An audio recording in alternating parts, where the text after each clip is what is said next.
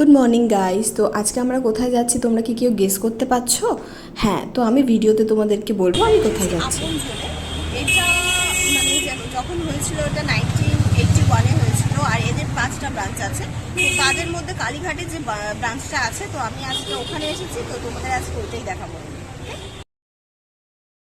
তো ফাইনালি আমি যখন এখানে এসেছিলাম, হ্যাঁ, তো এখানে আসার পরে আমি এদের সব মেনুগুলো দেখি। মেনুগুলো দেখার পরে আর আরেকটা জিনিস তোমাদেরকে বলে দিই, তোমরা যদি এখানে যাও আপনজনে তাহলে চেষ্টা করবে 7টার মধ্যে যাওয়ার, কারণ 7টার পরে না এদের ভালো ভালো যে খাবারগুলো থাকে, যেরকম আমি খেয়েছিলাম ডায়মন্ড চিকেন, ঠিক আছে। তো ওই চিকেনটা আমার খুব ভালো লেগেছিলো, পুরো স্টাফিংটা পুরো ভরা ছিল। তো তোমরা চেষ্টা করবে 7টার আগে যাওয়ার।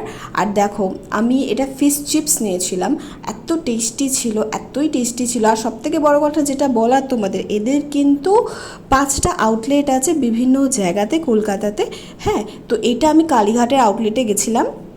আর সত্যি তোমাদের কি বলবো, বাস মুখে দিয়েছি না, এত বেশি টেস্টি লেগেছে আমার, এত বেশি টেস্টি লেগেছে, মানে আমি তো ছাড়ছিলামই না, আমি তো খেয়েই যাচ্ছিলাম।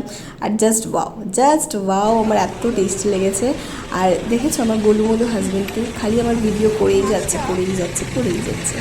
আর কি বলবো আমি তোমাদেরকে, বাট যদি তোমরা এখানে আসতে চাও আপনজনে, তো এদের কিন্তু 5টা ব্রাঞ্চ আছে, তোমরা এসে এখানে ঘুরতে পারো, ঠিক আছে। আর খাওয়া দাওয়া সত্যি খুবই ভালো।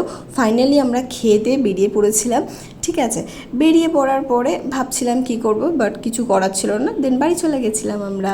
টাটা, আজকের মতন এতটাই। আর কি বলবো, থ্যাংক ইউটা একটু বেশি বড় হয়ে গেছে না। টাটা।